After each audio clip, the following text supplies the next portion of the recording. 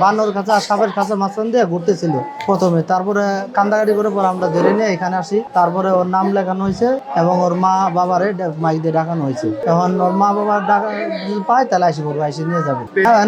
এখন পর্যন্ত আসে নাই, মাইক দিয়ে কয়েকবার দেখানো হয়েছে, আবার ডাকবে না। ওর তো আমরা তো দেখতে পারি কান্দাকাটি করে বলে যে মা হারাইছে বাবা হারাইছে, তারপর আমরা নিয়ে আসি, তথ্য কিন্তু এখানে নিয়ে আসা হয়। ওর বাবা কন্ট্যাক্ট করা হয় না, তো আমরা মাইক দিয়ে ডাকা হয়। পুরা চিড়িয়াখানায় মাইকের ব্যবস্থা আছে, ডাকান যেখানে থাকুক মাইকের শব্দ শুনতে পারবে যে ওর মা বাবা সবাই। এবং কাউরে জিগাইলেও যে আমরা তথ্য কেন্দ্রে যাবো, তা এসে এখানে আসলেই পেয়ে যাবো।